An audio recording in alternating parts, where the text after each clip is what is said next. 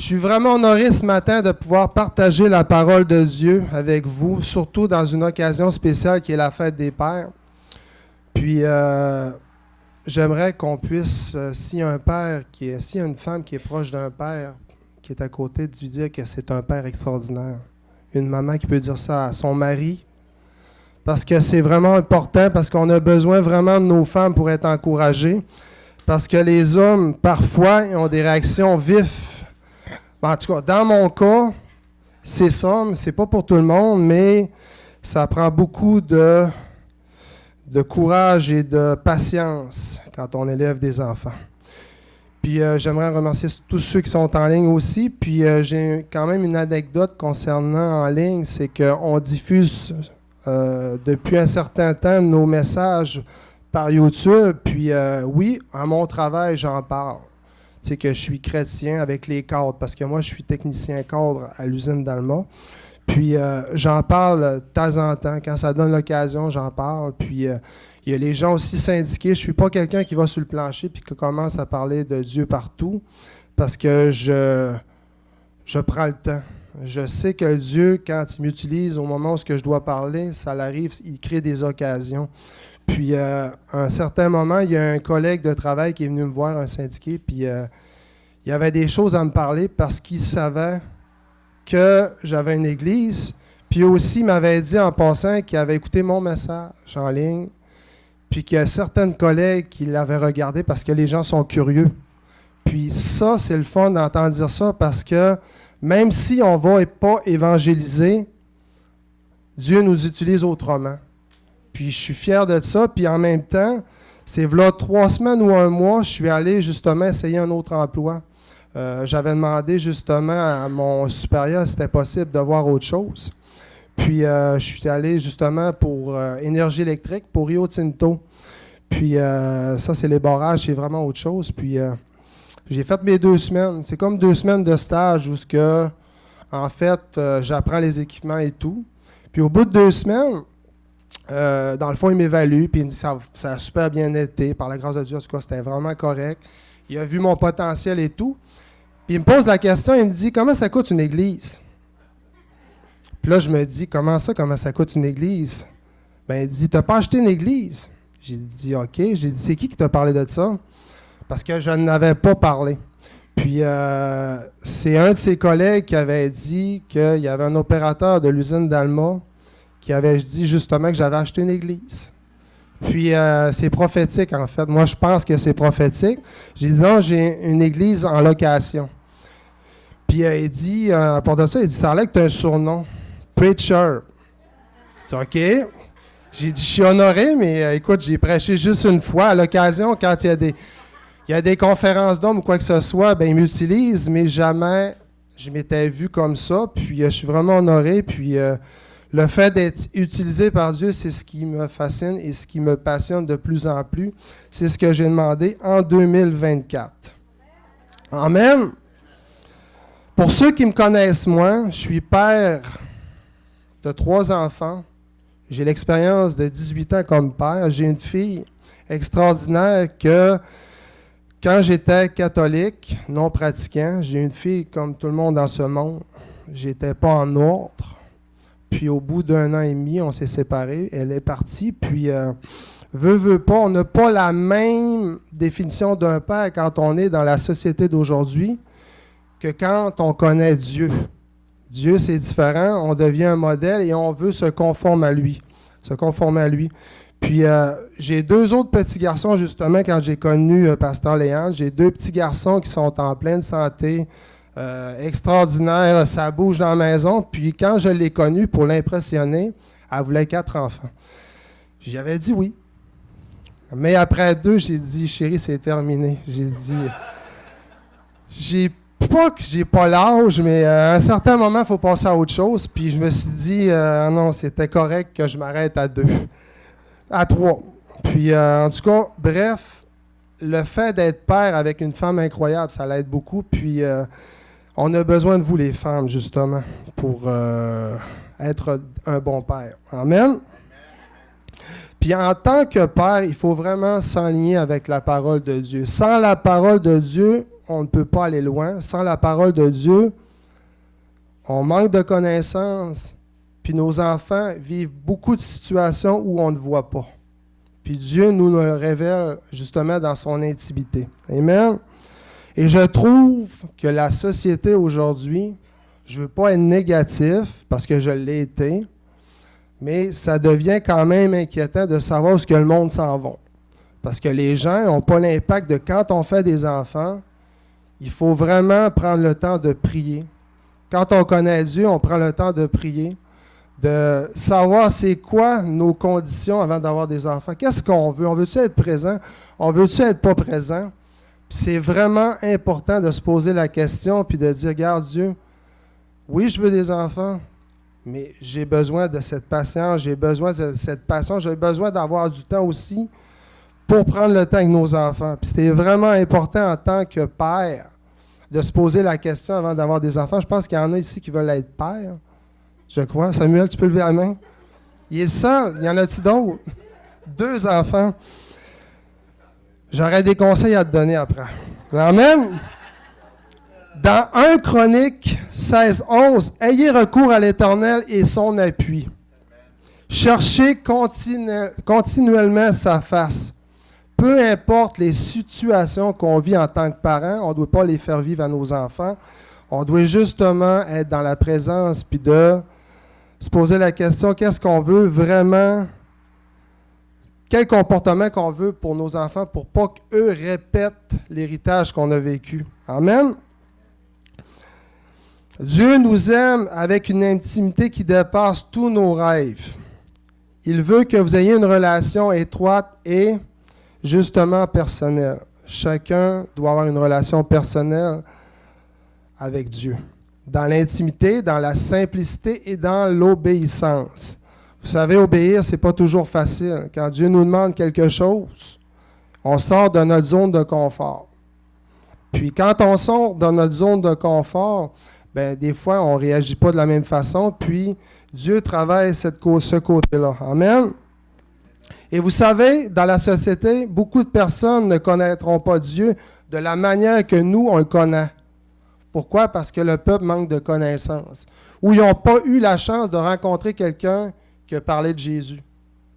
C'est notre rôle à nous, en tant que père, en tant que mère, peu importe, d'avoir l'occasion de pouvoir parler de Dieu. Puis c'est à ce moment-là que les gens, bien souvent, sont attirés vers nous parce qu'ils savent que peu importe les situations qu'on vit, on a la foi. Amen. On dirait que le monde est silencieux. Amen. Amen, amen, amen. Les hommes manquent beaucoup de connaissances et surtout de diversité. J'en ai parlé, la culture québécoise ne veut pas qu'on sorte de notre zone de confort. On a été dans une société où on doit marcher comme eux doivent fonctionner. Mais avec Dieu, c'est différent. Quand il nous amène à gauche, on va à gauche. Droite, gauche, droite. Amen. Puis c'est triste de voir aujourd'hui comment que les gens se comportent parce qu'ils ne savent pas que Dieu aujourd'hui fait encore des miracles, des guérisons. Puis qu'avec l'amour parfait en Jésus, ça existe encore aujourd'hui. Amen. Parce qu'il y a des conséquences. Si on ne s'enligne pas avec le plan de Dieu, qu'est-ce qui arrive? Bien souvent, les gens se séparent. Comme je l'ai vécu au début quand je manquais de connaissances. On n'avait pas vraiment une bonne relation. Puis, en fait, quand j'ai eu Joliane, ma petite fille, que vous avez vue tantôt, j'étais pas prêt. Puis quand on n'est pas prêt à avoir des enfants, bien souvent, quand on vit des situations, vous le savez, des enfants, ça a des... comment je pourrais dire ça? Des répercussions. Parce que, veut pas, avant d'avoir des enfants, on a du temps. Hein? Il n'y a pas tout le monde qui a du temps. Mais quand on a des enfants, ben il faut sacrifier du temps, faut être là pour eux autres. Puis quand on vit des situations familiales, bon, on les répercute envers nos enfants et les enfants réagissent comme nous autres. Amen. Tantôt, je parlais de diversité. Que ce soit dans l'Église ou dans un milieu de travail, je sais que les hommes sont réticents au changement. Pour que le changement opère, j'aime ça le mot opère, il y a le mot père, il est normal de créer de l'inconfort. Ça veut dire que si on veut avancer, on ne peut pas toujours être sur le même, comment je pourrais dire ça, la même situation. On doit faire des changements, entre autres, trouver des stratégies avec le Seigneur de manière à ce qu'on sorte de notre zone de confort, puis qu'avec la foi, on puisse s'en sortir. Puis l'inconfort est un catalyseur de la croissance. Y a-t-il des gens ici qui veulent vivre la croissance spirituelle? Y a-t-il des gens qui veulent augmenter leur foi? Amen. C'est important. Moi aussi, je veux vivre de gloire en gloire. Et pour ça, il faut sortir de notre zone de confort. Ça nous oblige en tant que père. Là, je dis beaucoup le mot père. Mes mères peuvent, parce que c'est la fête des pères, mes mères aussi. Là, et ça fait partie de... On est une unité. Amen. Ça nous oblige en tant que père à changer, à élargir nos horizons et à vous adapter.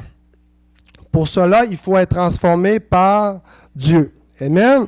Dans Romains 12, 2, « Ne vous conformez pas au siècle présent, mais soyez transformés par le renouvellement de l'intelligence, afin que vous discerniez quelle est la volonté de Dieu, ce qui est bon, agréable et parfait. » Amen.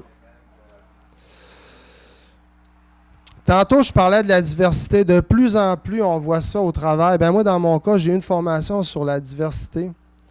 Puis ça nous demande à ouvrir nos horizons puis à avoir du respect. Puis en tant que parents, c'est vraiment important parce que de plus en plus, comme nous à l'usine, il y avait moins de femmes. De plus en plus, il va y avoir des femmes.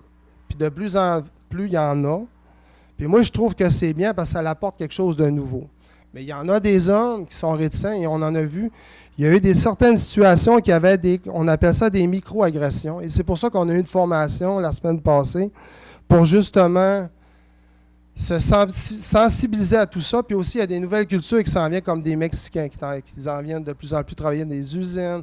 On en voit chez leur machinerie. De plus en plus, il y a des cultures de d'autres pays, des Africains. Je ne sais pas, c'est Afrique.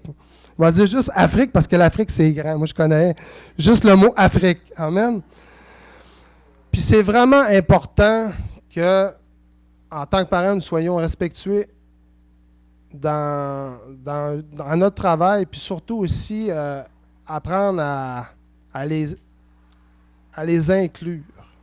Même si ça ne fait pas partie, mettons, il y a des travails, dans le fond, dans mon travail, des fois, c'est exigeant, ça demande plus de force, mais je sais que des femmes sont capables de faire autre chose pour compenser, puis je sais que ça amène une différence qui est quand même positive. Puis c'était bien qu'on ait suivi une formation là-dessus. Puis on a eu un conférencier, je ne sais pas s'il y en a qui l'ont eu, puis c'était vraiment intéressant. C'était Alexandre Bacon ou je ne sais pas s'il y en a, là, c'était les Premières Nations. C'est quelqu'un qui parlait des Premières Nations parce qu'il y a de plus en plus, justement, des Autochtones qui vont commencer à venir travailler dans les usines. Puis il faut les accueillir. Puis ce que je trouvais intéressant, c'est que parfois il faut, comment je pourrais dire ça, quand on parle d'ouvrir les horizons, c'est d'apprendre à les connaître. Puis parfois, on a des jugements. Parce que moi, quand j'étais jeune, je pense que j'avais 16 ou 17 ans, je faisais des armoires pour une ébénisterie où j'allais l'installer à Aubejoine. Ça, c'est sur une réserve indienne. Puis on voyait de plus en plus, tu sais, je comprenais pas pourquoi que, tu sais, on posait des armoires, l'année d'après, les armoires étaient détruites, les maisons neuves, ça durait 2-3 ans, il manquait de clabard ou du revêtement, là, pour ceux qui me comprennent moins bien. Puis j'ai compris qu'eux, on les a introduit notre mentalité. Une maison, pour eux autres, c'est une location. Ça n'a pas d'appartenance comme nous, les Québécois. Quand on bâtit une maison, nous, on dirait que c'est toute notre vie, mais pour eux autres, c'est une mentalité différente. Au même titre que eux, quand ils passent des entrevues, nous, on est habitués de se vanter. Tu sais, il faut se vanter. Veut pas. Il faut dire nos points forts, tout ce qui pourrait être positif, justement, pour être engagé. Mais eux, ils ont la mentalité de dire, quand ils disent le point fort ou se vanter, c'est une faiblesse de l'homme. Fait que ça a rendu compte que, écoute, les gens sont différents, il faut les accepter tels qu'ils sont. Puis quand on est homme, il faut avoir un horizon plus grand. Il ne faut pas avoir de jugement quand on manque de connaissances. Puis, il y a quelque chose que ça m'avait touché parce que quand on parlait à un moment donné, il parlait des Inuits, ceux qui sont en Antarctique. Puis dans les années 50, c'est intéressant parce que dans les années 50, là, à un moment donné, pourtant c'est le gouvernement qui a envoyé la GRC abattre 2000 ou 2500 chiens pour justement empêcher qu'eux autres se déplacent. C'est pour montrer que les Québécois, là, ça va mal quand même, ne veut pas quand on est rendu qu'on fait ça. Puis je regardais un petit peu les infos justement parce qu'il y a des choses d'actualité là-dessus. Tu sais, il y en a qui disaient c'est parce que les chiens avaient la rage, ou les chiens avaient ci, ou les chiens, on ne pouvait pas les attacher. Ils se sont servis de la loi, justement, que les chiens devaient être attachés. Et des chiens de traîneau, il faut que ça s'aille détacher, eux autres. Il faut qu'ils soient entraînés, fait qu'il faut qu'ils bougent, eux autres. Quand ils sont attachés, ils ne servent à rien, ils ne peuvent pas se servir. Puis, en faisant ça, là, les Inuits ne pouvaient plus se déplacer, commençaient à manquer de famine, pas de bouffe. Il y avait de la misère à manger parce que c'était le moyen de transport. C'est pour vous montrer que aujourd'hui, on est dans un moment où on peut faire la différence. Puis de comprendre ces choses-là parce que les gens, bien souvent, ne se rendent pas compte de l'impact qu'on peut faire. Puis il y avait des enfants, justement, au travers de ça, qui voyaient le chien mourir. C'est pas drôle, hein, quand tu regardes ça.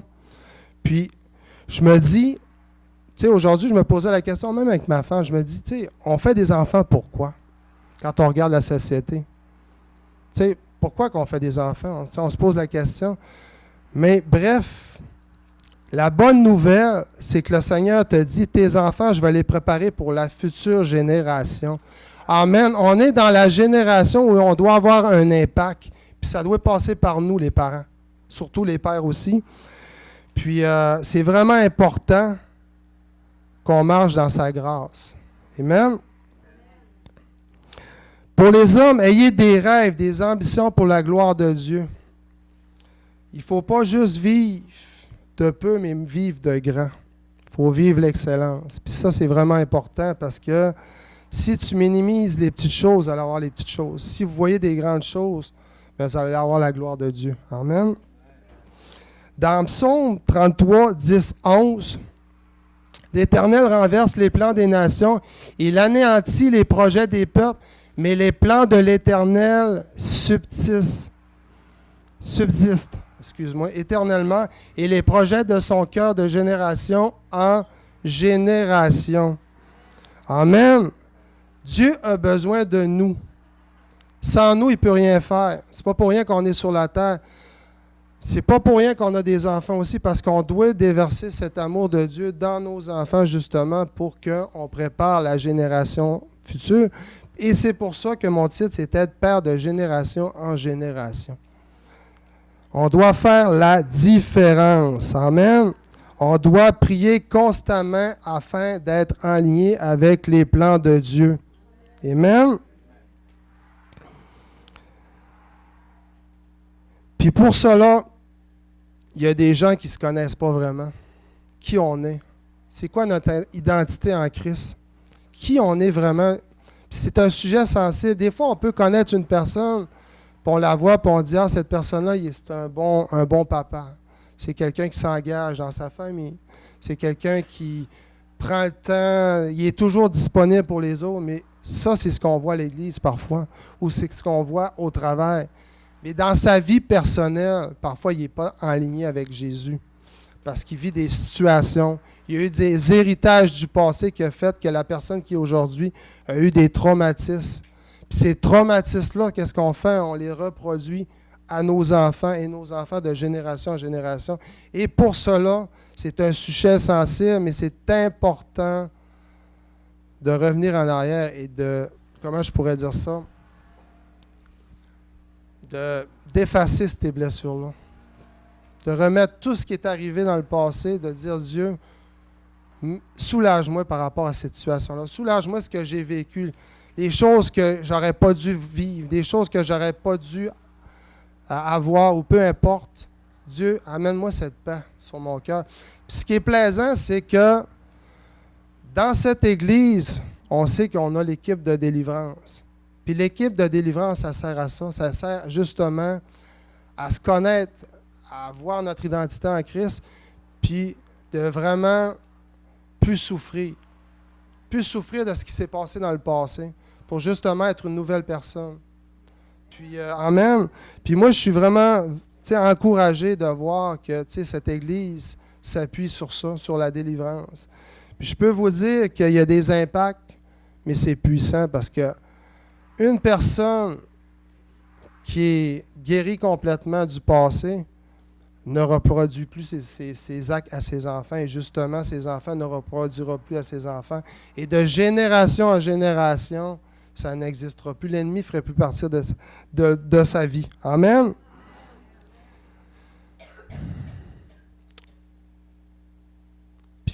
Puis j'en parle parce que moi aussi, j'ai eu un modèle quand j'étais jeune. J'avais un modèle de père qui était, comment je pourrais dire ça? C'était un bon père. Je l'ai toujours vu comme un bon père parce que, veut pas, c'est un amour inconditionnel. Peu importe ce qu'on a vécu dans le passé, là, si on a des blessures ou des choses qui n'ont pas été correctes, bien, quand c'est un amour inconditionnel, là, c'est qu'on aime quand même, peu importe ce qu'il nous fait. Puis c'est ça qu'on ne doit pas accepter quand on est jeune, puis on le fait. Parce qu'on ne se respecte pas notre identité. Puis moi, j'ai eu un père exceptionnel. Là. J'ai eu un père qui était là, qui me disait toujours les beaux mots quand tu avais besoin. Il m'encourageait à aller travailler ou quoi que ce soit. J'ai rien vu de négatif, mais j'ai appris depuis les 2 dernières années parce que mon père ne l'est plus. Puis je parlais avec ma mère, et puis, hop, de plus en plus, ma mère disait, regarde, tu sais, je voulais vraiment le connaître de la manière qu'elle me le décrivait parce que moi, j'ai vu mon père d'une manière différente. Puis je me suis aperçu, hop, je fais telle manière, hop, je reproduis ce que mon père faisait. Puis c'était des choses bien banales, mais peut-être que ça amène de l'anxiété à mes enfants. Ça amène des réactions différentes quand il y en a besoin. Tu sais, ça devrait être le contraire. Puis comme je vous dis, mon père, lui, c'était quelqu'un qui travaillait beaucoup. Puis quand quelqu'un travaille beaucoup, c'est parce qu'il a vécu quelque chose aussi, parce que lui, il a fait des familles d'accueil. Il veut pas. Fait que ça a eu des répercussions sur lui. Fait que le fait qu'il travaillait, il était toujours occupé, il n'y avait aucune activité, bien, ça cache quelque chose. Puis parfois, quand on ne veut pas guérir cette blessure-là, ça le propage envers nous. Puis même moi, je travaillais énormément. Hein. J'arrêtais pas de travailler. Moi, depuis que je suis jeune, je veux travailler. Écoute, j'avais 12-13 ans, j'avais des conteneurs, j'ai ramassé de l'argent que je pouvais. J'allais travailler au foin, j'allais à une ministérie. Puis à l'âge de 21 ans, je pense qu'à un certain moment, j'ai été 3 ans.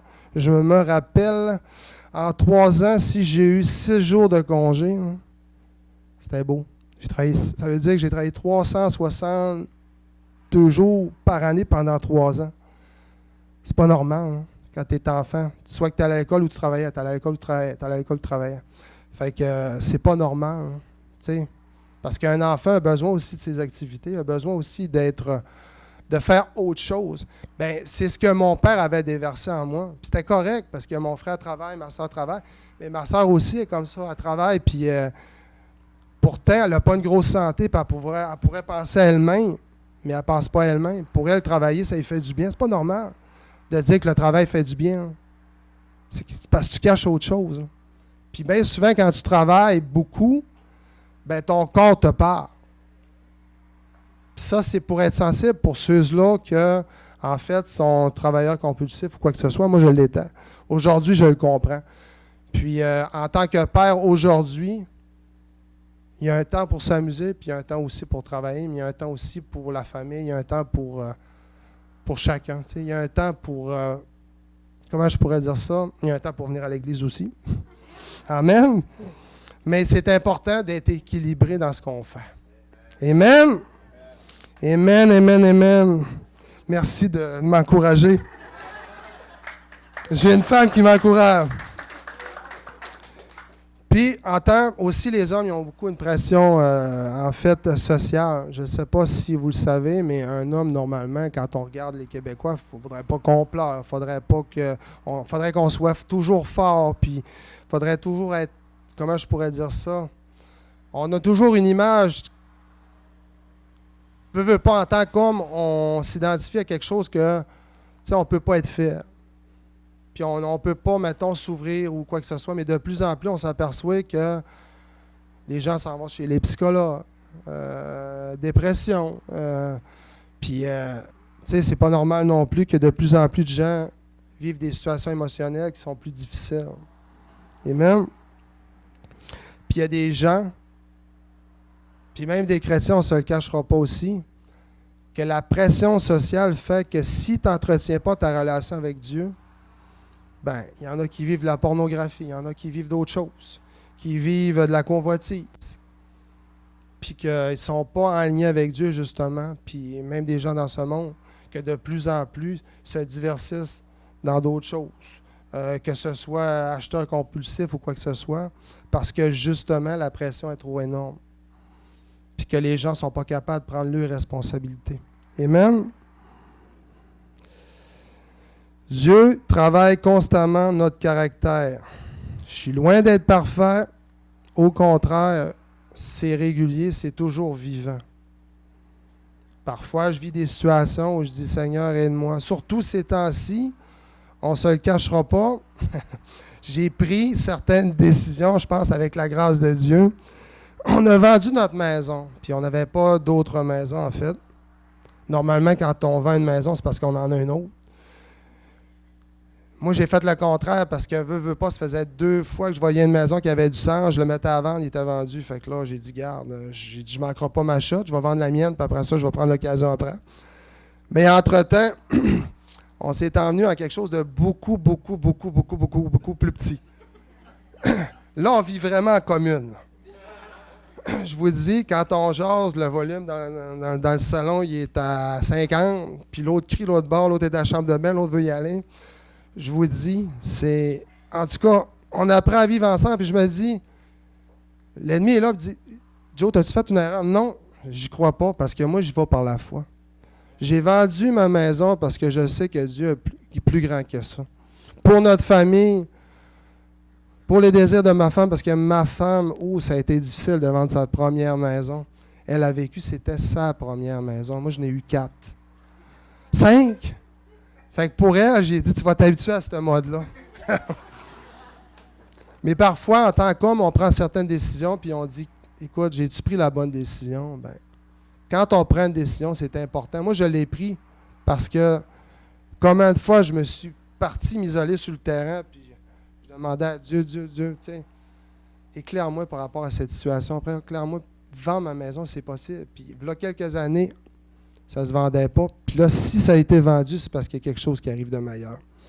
S'il y a des personnes ici qui ont des, comment je pourrais dire ça, qui ont des buts ou quoi que ce soit, ou des choses qui ont pris comme décision qui est importante, mais ne craignez rien. Parce que Dieu est avec vous. Dieu est là, peu importe le choix que vous avez fait. Puis je sais que peu importe la situation que vous vivez, il sera toujours à côté de vous.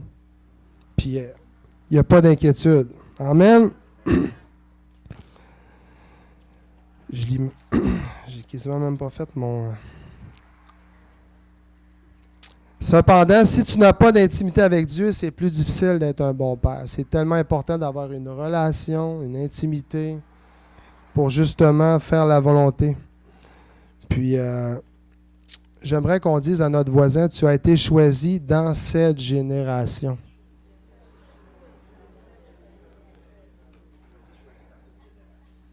Vous savez, il y a 42 générations qui séparent Jésus d'Abraham. On parle de 2100 ans. Puis, aujourd'hui, on parle de 2000 ans après Jésus-Christ. Je crois qu'on est dans les meilleures saisons, dans le meilleur temps, justement, pour faire un impact. Amen. C'est là qu'on peut faire la différence. C'est pas quand ça va bien qu'on fait la différence, c'est quand ça va mal. Oui, on peut être négatif. De mon point de vue, la société est en train de vivre des changements. Mais nous, on doit faire la différence. Mais il faut avoir Dieu dans notre vie parce que sans Dieu, on ne peut rien faire. Amen. Puis dans une vie, il y a plusieurs saisons. Hein. Vous avez des saisons où c'est plus facile, il y a des saisons moins difficiles. Puis dans toutes les saisons qu'on vit, il faut se reposer sur la grâce de Dieu.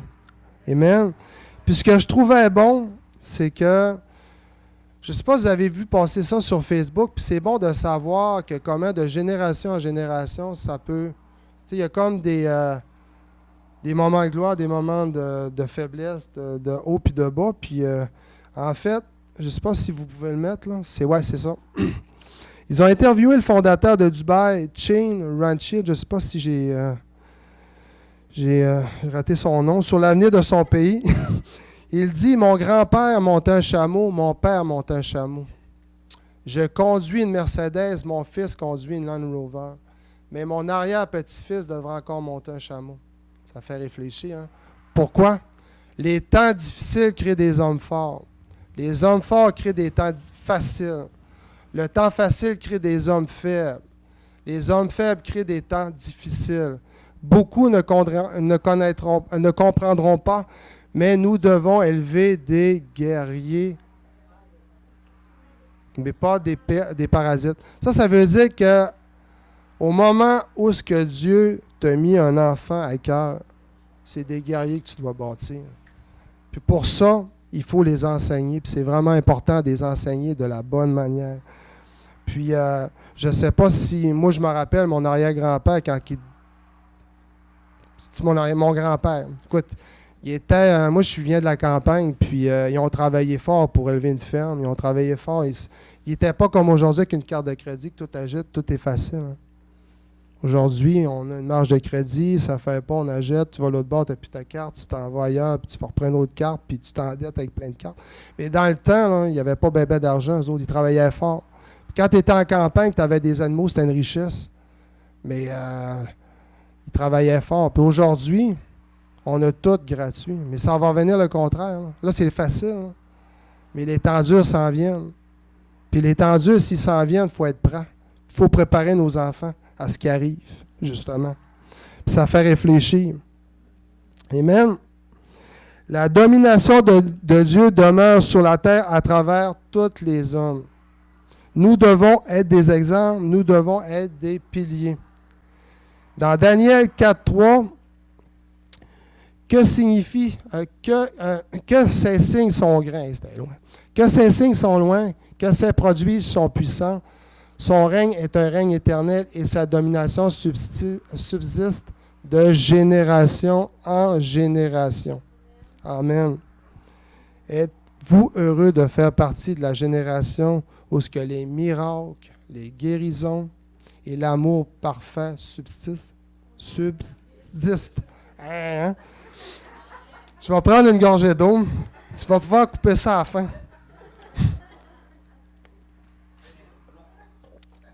Dans Psaume 33.12, « Heureux la nation dont l'Éternel est le Dieu. » Est le Dieu. Heureux le peuple qu'il choisit comme son héritage. Amen. Vous avez, en tant que père, vous avez été choisi comme chef de votre famille afin de déverser cet amour qui est parfait. D'avoir une vie de prière. Vous devez prier dans toutes les circonstances de vie de votre enfant, même avant de naître. Amen. Il faut que tu ailles le chercher. En le fond, c'est important de prier avant d'être conçu, quand c'est conçu, durant la grossesse. Peu importe toutes les étapes, c'est important de prier, même quand les enfants ne sont plus à la maison. Pour certaines personnes, je sais que les enfants ne sont plus à la maison. Même les petits-enfants des petits-enfants. Amen. Je n'ai pas hâte d'être rendu là, mais... Amen. Vous savez, ce n'est pas juste un message pour les pères, mais de voir comment la relation du père est importante. Vous savez, c'est un mensonge de l'ennemi d'être paresseux, hein, parce qu'on a tous des responsabilités. De ne pas accorder de temps pour nos enfants. De ne pas avoir une communication avec eux. Et de les apprendre à se responsabiliser. Pour ne pas que notre relation vive au gré des temps extérieurs, pour pas que nos enfants vivent comme la société vit. C'est important de déverser ce qu'on a en nous. Amen.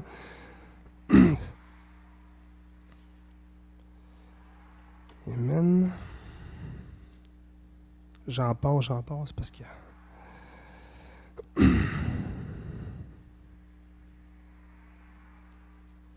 savez, c'est un apprentissage, c'est une culture à introduire. Nous devons vivre comme Jésus. Pour cela, nous avons besoin de quoi? Du Saint-Esprit. Amen. Sans le Saint-Esprit, on ne peut rien faire. C'est un bon conseiller, c'est un avocat, c'est un intercesseur, c'est un allié et un ami. Sans lui, nous ne pouvons pas être un bon père. Amen. Vous recevez? Amen. Sans le Saint-Esprit, on ne peut rien faire. Nous responsabiliser consiste à lui remettre notre vie sans réserve afin de vivre en nous et par nous. Et dans des moments difficiles, nous devons dire comme le roi David. Amen.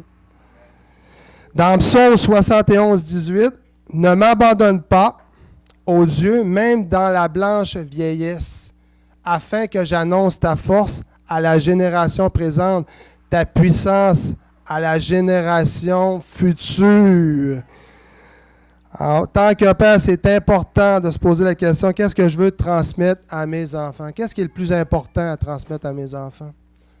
C'est-tu d'être absent ou d'être présent? C'est quoi notre rôle? C'est quoi qu'on veut déverser? C'est-tu l'héritage du passé de ce que nos parents nous ont donné? Ou la nouvelle alliance, la nouvelle chose qu'on veut que justement avec le Seigneur, on veut transmettre son amour, sa patience. Amen. Puis vous savez, il n'y a pas de mode d'emploi quand on devient père, hein? Parce que quand la première fois que j'ai eu ma fille ou mes deux petits garçons, c'était comme si c'était la première fois. Hein? Parce que chaque personne est précieuse, chaque enfant est précieux, puis c'est comme confier une vie à nous. Là. C'est vraiment extraordinaire ce que Dieu peut dire, là, peut faire. Là. C'est que cet enfant-là qu'on a, là, qu'on porte dans nos mains, là, c'est Dieu qui nous l'a donné. Il dit, je te le donne afin que tu puisses faire ma volonté. Amen. Puis je suis vraiment honoré de tout ça. Puis,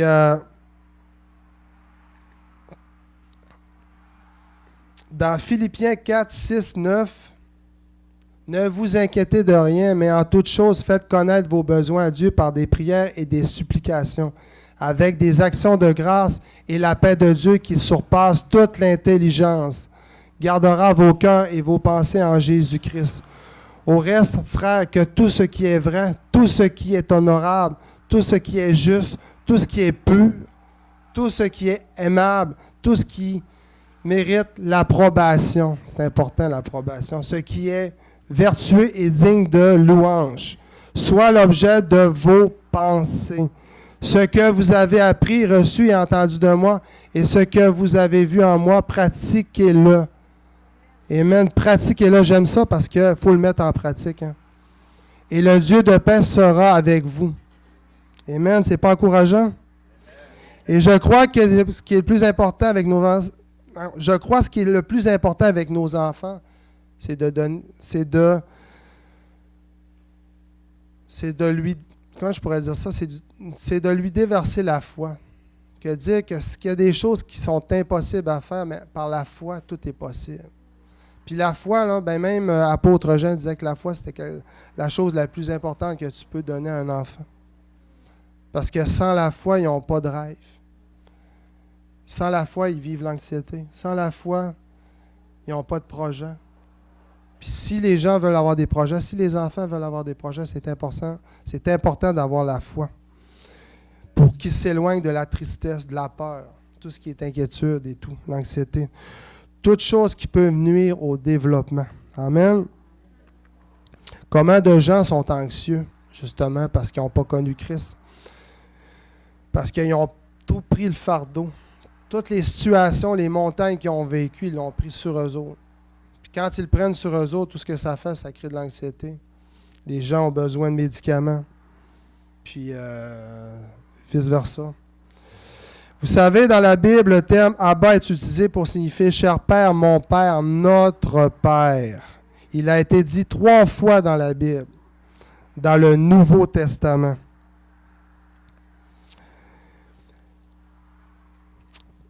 Exprime l'affection filiale envers Dieu. C'est ce que ça exprime, mon Père, cher Père, qui veut dire amour inconditionnel. C'est un terme d'affection, de respect et de confiance qui souligne notre privilège d'enfant de Dieu. On trouve notre sécurité dans les promesses de Dieu. Jésus a effacé ton péché, il t'a réconcilié avec le Père. Amen.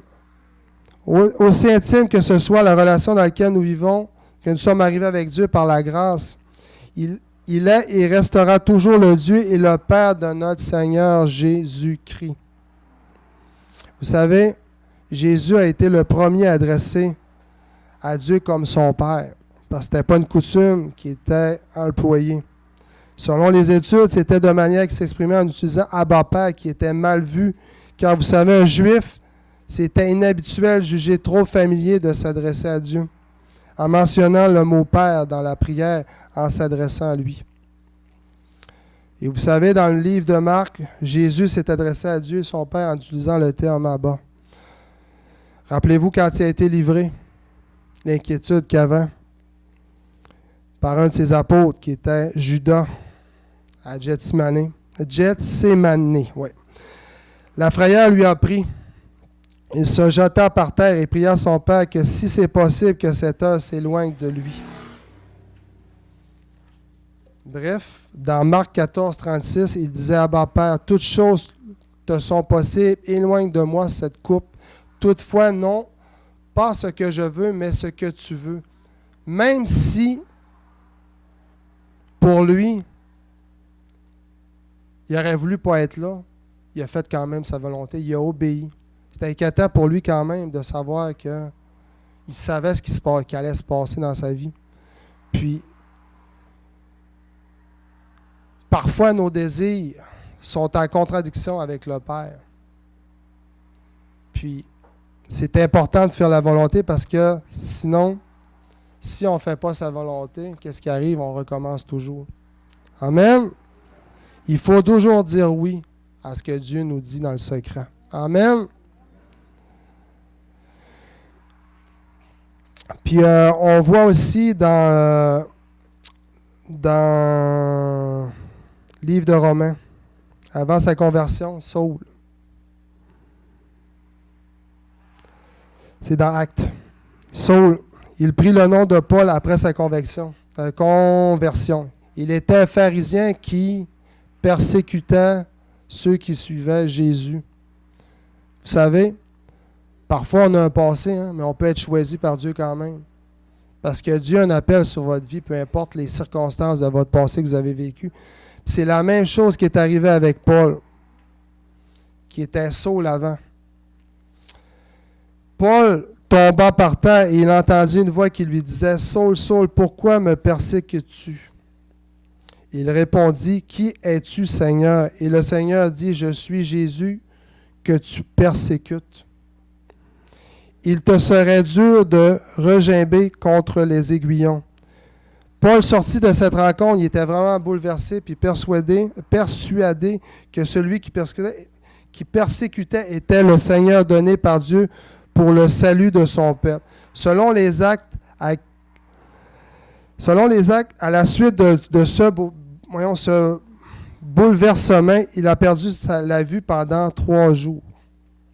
Ensuite, il fut baptisé au nom du Christ par Ananias lorsque ce dernier imposa ses mains à Paul en disant « Saul, mon frère, le Seigneur Jésus qui t'est apparu sur le chemin par lequel tu venais m'a envoyé pour que tu retrouves la vue et que tu sois rempli de quoi? Du Saint-Esprit. » Amen.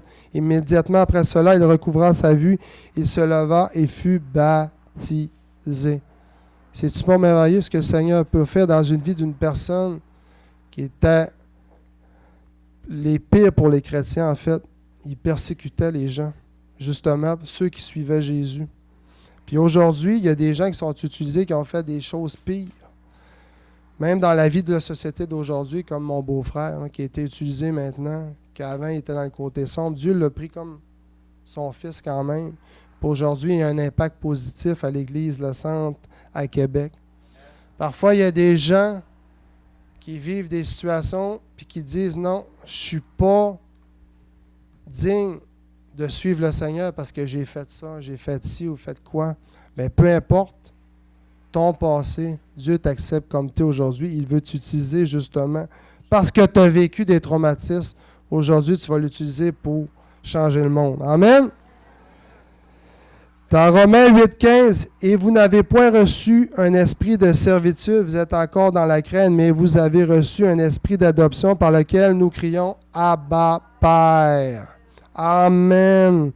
Puis l'adoption était une pratique courante chez les Grecs et les Romains. Les enfants adoptifs avaient les mêmes droits que les enfants naturels, y compris les droits à l'héritage familial. Par l'envoi de son propre Fils, le Père s'est acquéri un peuple de fils et de filles. Tout ce qui est au Fils est à eux, ce dont l'Esprit. Ce statut d'adopté par Dieu introduit les croyants dans une relation de liberté avec le Père. Amen. C'est pour cela que maintenant, nous sommes fils et filles de Dieu. Nous avons les mêmes droits légaux que Jésus, le Fils de Dieu. Amen. C'est encourageant. On n'a plus besoin de s'identifier à notre propre père de chair. On n'a plus besoin de s'identifier à notre propre père de chair, ce qui brise la génération du passé pour vivre selon la propre volonté de Dieu. Amen. On ne peut plus faire ce qu'on faisait avant aujourd'hui. Amen. On vit les mêmes choses, on a le droit aux mêmes accès que Jésus a vécu. C'est pour ça qu'aujourd'hui, les miracles existent. Amen. Remettre toujours à Dieu nos comportements, peu importe ce qu'on vit, parce qu'il y a des gens qui nous observent. On doit être des personnes dignes, comment je pourrais dire ça, pas dignes d'un bon chrétien, mais avoir une bonne image. Je veux dire, pour justement, si on est avec Dieu, c'est important qu'on soit en ligne avec lui. Puis vous savez, parfois, comment que je pourrais dire ça? Tu sais, ceux qui n'ont pas d'enfants, parfois on dit que, tu sais, on juge des gens qui ont des enfants, puis dit, moi, mes enfants, je ne les élèverai pas de la bonne manière, je ne les élèverai pas comme ça. Mais des fois, il faut avoir des enfants pour comprendre pourquoi on vit telle situation. Puis parfois, il faut se mettre à la place de l'autre, puis c'est tellement important avant de juger le monde, de dire pourquoi eux vivent telle situation, pourquoi eux élèvent leurs enfants de telle manière. Mais il faut se poser la question, pourquoi, au lieu de juger. Amen. Dans Deutéronome 4:9, « Seulement prends garde à toi et veille attentivement sur ton âme, tous les jours de ta vie, de peur que tu l'oublies, les choses que tes yeux ont vues et qu'elles ne sortent de ton cœur. Enseigne-les à tes enfants et aux enfants de tes enfants. » Amen. Et dans Proverbe 22:6, moi je trouve que c'est vraiment important, c'est introduire l'enfant selon la voie qu'il doit suivre. Et quand il sera vieux, il ne s'en détournera point. Pas. C'est vraiment important d'être aligné avec la voie de Dieu puis d'être là pour nos enfants en tant que père ou mère ou peu importe en tant que parent. Parce qu'au moment où tu as déversé cet amour-là, cet enfant-là va toujours se rappeler, peu importe les situations qu'ils vont vivre. Parce que ces enfants-là, moi, j'ai déjà eu 12-13 ans, j'allais à l'église catholique, puis à un moment donné, j'y allais plus, puis mes enfants, puis mes parents n'y allaient plus. Puis si on ne les enseigne pas de la bonne manière, comme l'école du dimanche, bien, c'est ce qui va arriver. C'est pour ça que l'école du dimanche existe, justement, pour stimuler les enfants à connaître Jésus, à connaître Dieu, puis à suivre sa volonté. Puis il y a 5 points importants pour être un bon père. Essentiel, pas important, mais essentiel. Un père procréé. On ne parle pas juste d'une question de procréation physique, c'est produire une nouvelle vie qui deviendra indépendant, intelligent, capable de prendre des décisions lui-même. L'idéal, c'est qu'un mari, ça c'est avant d'avoir des enfants, qu'un mari et une femme, après avoir demandé la bénédiction dans leur mariage, prient et parlent ensemble de leur nouvelle vie. Avant même d'avoir des enfants, on ne parle pas juste de la procréation d'un enfant, mais justement de savoir la vision pour nos enfants, c'est quoi qu'on veut, puis de prier pour eux autres, justement pour qu'est-ce qu'on veut. On doit être un père fourni, ça veut dire qu'on doit prendre nos responsabilités. Quand on a des enfants, on a des responsabilités. De prendre du temps avec eux autres, d'être là pour eux autres, puis si on a besoin de les écouter surtout. Les femmes sont, en tout cas, moi je pense que les femmes sont mieux que nous. Ils ont une meilleure écoute. Amen. Je ne sais pas si tous les hommes sont d'accord ou tous les hommes, il n'y aura personne tantôt qui vont manger avec nous autres. Mais moi je pense que les femmes, même pour moi j'observe ma femme justement, puis je suis vraiment honoré parce que parfois, elle a des réactions que, tu sais, moi, j'ai des réactions, puis là, justement, elle ne s'y prendra pas directement avec moi. Elle va aller chercher l'information, les directions, mettons, sur Google ou quoi que ce soit, des petites formations pour comprendre comment elle vit un enfant. Puis quand il vit une situation, quel caractère qu'il a, puis de quelle manière elle doit s'y prendre. Puis là, elle s'en revient, puis elle vient me voir. Elle dit, hey, je pense qu'on devrait faire ça comme ça quand nos enfants vivent telle situation. Qu'est-ce que tu en penses? Là, tu es comme, OK, ouais, moi, je... Puis elle a tout vu d'avance, mais assez l'approche. Puis je pense que moi, je trouve que les femmes sont mieux que nous pour ça, parce que nous, on est très autoritaires. Là, j'ai parlé d'un père procréé, un père fourni. On parle d'un père protège. Oui, on voit souvent dans les films hollywoodiens, tu sais, le père qui sauve l'enfant, puis c'est pas possible, il arrive plein de choses, mais c'est pas ça dans la vraie vie. Dans la vraie vie, là, oui, on peut être un père qui joue avec nos enfants, mais on doit s'engager avec eux. On doit être avec eux autres pour qu'eux autres là, puissent se confier envers nous. Qu'ils sentent qu'on est capable de les écouter. C'est ça un enfant protège. Un père protège, c'est d'être là puis être intentionné à tout ce qu'il fait. De les encourager. Puis à les conseiller à des moments propices. S'il y a des moments où nos enfants ont besoin de nous, bien qu'on ait la discernation de dire, OK, garde, il va venir te voir et tu vas être capable de dire les bonnes directions. C'est ça un père qui protège, pas un père qui, comme dans les films hollywoodiens, qui court après et qui essaie de sauver, sinon c'est d'être là pour nos enfants. Amen. Un père prescrit, on doit être le médecin spirituel de la famille. On doit être responsable de confier, responsabilisé, confié par Dieu, de voir ce qui est nocif, ce qui est bien pour nos enfants, puis de faire la différence. Qu'est-ce qui est malsain pour eux? Qu'est-ce qui est bien pour eux? Puis, je pense que c'est vraiment important de les enseigner aussi à travers ça. De parler de Dieu dans le vie, quelle est la différence, la foi, de toutes les sphères de leur vie, d'être là pour eux autres. Amen. Après ça, un père prie. Ça veut dire qu'on doit prier constamment pour nos enfants, même avant la procréation, durant la grossesse, l'accouchement, durant la croissance, son développement. On doit prier constamment pour eux autres parce qu'ils en ont besoin. Ils ont besoin qu'on soit là pour eux, puis on a besoin de prier constamment, juste même s'ils ne sont plus à la maison, peu importe. Puis, je ne sais pas si... Puis je peux vous dire, en tant que père, je suis vraiment honoré que le Seigneur m'a offert 3 enfants. 3 merveilleux enfants. Que chaque jour, je me dis, il y en a qui n'ont pas réussi à avoir des enfants ou peu importe, mais qu'on va déclarer aujourd'hui qu'ils vont en avoir. Parce que je sais que Dieu peut faire de grandes choses, des miracles. Mais quand je regarde mes enfants, que le Seigneur m'a donné, qui veut que je m'occupe d'eux autres, c'est un privilège. Puis il faut voir ça comme un privilège parce que ce qu'on va déverser dans nos enfants va avoir tellement une importance.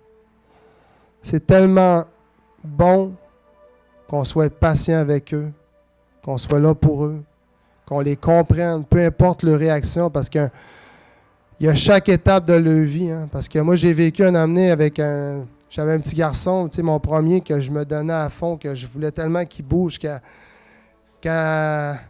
9 mois, il bougeait déjà, il marchait. Puis qu'à 12 mois, j'aurais voulu qu'il reste assis parce que là, il bougeait trop. Ça n'avait aucun sens, mais bon. J'étais intentionné, je me donnais à fond, justement. Puis c'est pas fini, hein, parce que je me rends compte qu'après ça, le deuxième, il embarque. Ben, moi, c'était mon deuxième petit garçon, même si c'était mon troisième. C'était comme si c'était 2 fois que je le vivais. Puis le deuxième est arrivé. Bon, il a fait comme un ami à son autre frère. Puis ce que je veux entre mes garçons, c'est qu'il y ait une amitié. Je veux que mes enfants puissent s'entendre. Parce que moi, je ne me suis pas toujours entendu avec mon frère. Aujourd'hui, c'est différent. Parce que j'ai le Seigneur dans ma vie, puis je sais comment m'y prendre avec mon frère. Mais j'ai eu des moments où j'étais séparé de mon frère parce que justement, on n'avait pas la même opinion. Puis aujourd'hui, je veux que mes enfants soient unis ensemble, que ce soit son frère, sa soeur ou quoi que ce soit, pour que justement, eux, tout le long de leur vie, ils sachent que l'un est là pour l'autre. Amen.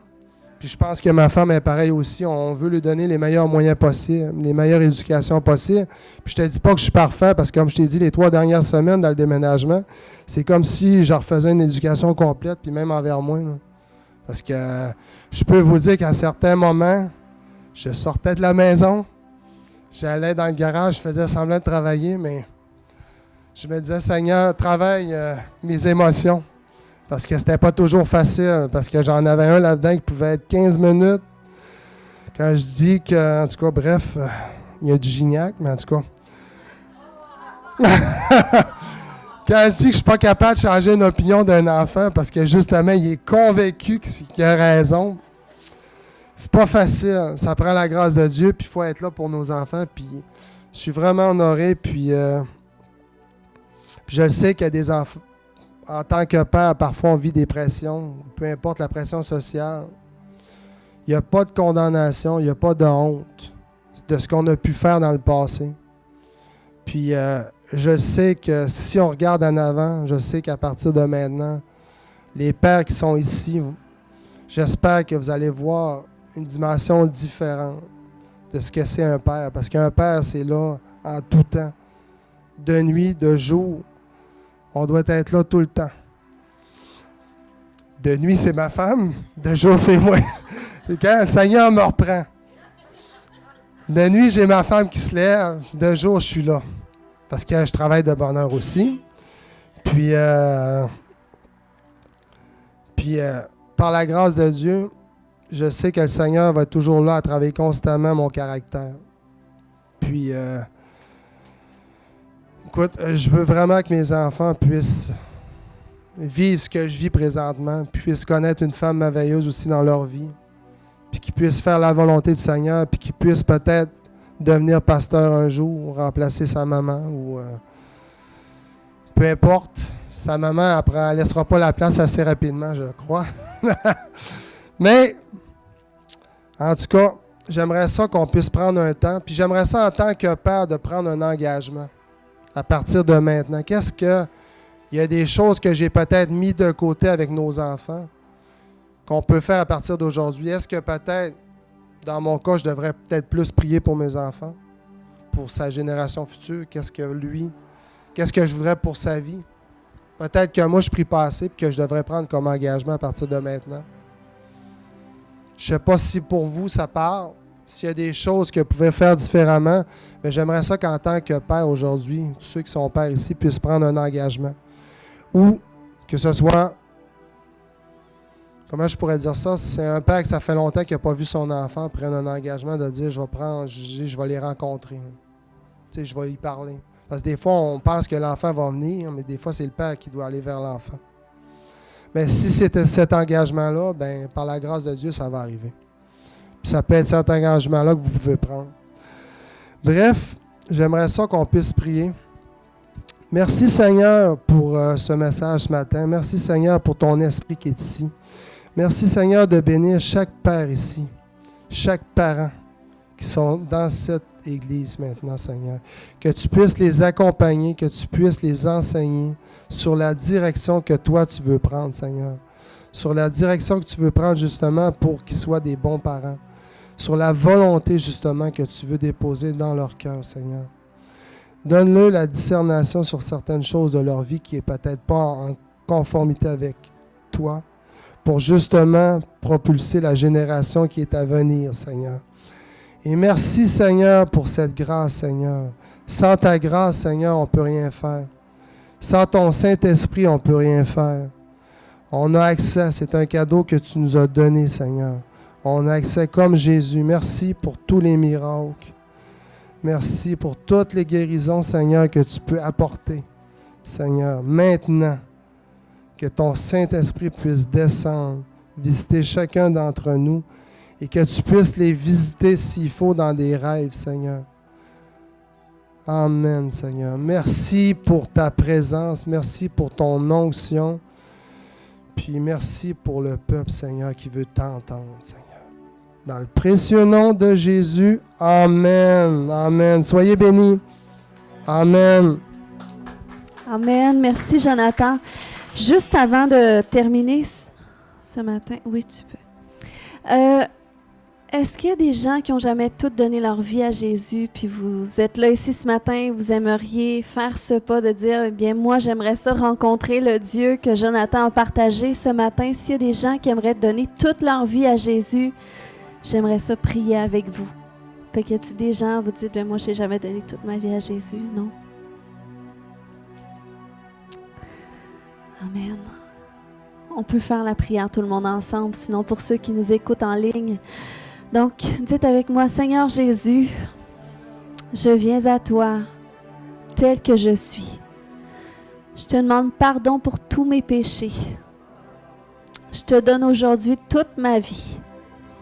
Je t'accepte comme mon Seigneur et comme mon Sauveur personnel. Amen. Puis, je voulais savoir aussi, est-ce qu'il y a quelqu'un qui a de la douleur dans son genou gauche? Non? Toi? Amen. Oui? Ah. Donc là, la douleur n'était pas partie? OK. Est-ce que c'est une douleur qui est constante ou...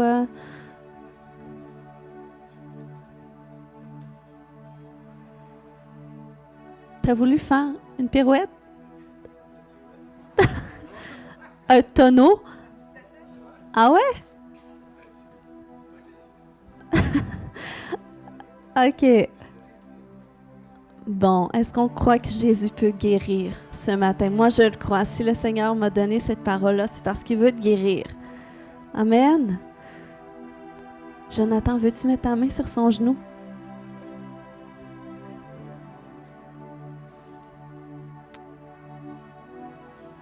Gauche. L'autre gauche. Étendons les mains ce matin. Alléluia, merci Seigneur Jésus. Et si quelqu'un d'autre a mal aussi dans ses genoux, vous pouvez mettre la main dessus. Dans le nom puissant de Jésus, je commande à cette douleur maintenant de disparaître. Au nom de Jésus, j'arrache cette douleur. Maintenant, dans le nom de Jésus, je commande aux genoux d'être complètement guéris. Je déclare que toute forme d'arthrite, d'arthrose disparaît maintenant dans le nom de Jésus. Tout esprit associé, tout esprit d'infirmité quitte maintenant au nom de Jésus. Alléluia. Amen. Teste ton genou. T'as rien? T'avais mal tantôt? Amen. Acclamons le Seigneur. Est-ce que quelqu'un d'autre avait de la douleur puis vous avez plus de douleur?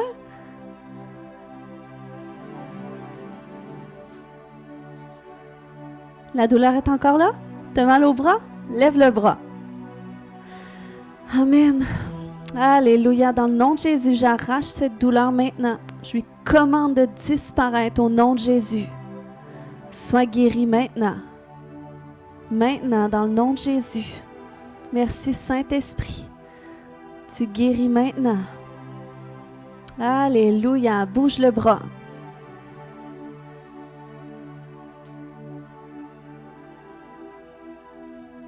T'as plus de douleur? Amen, t'es guéri. Prends-le par la foi, c'est fait. Amen, gloire à Dieu. S'il y en a qui avaient...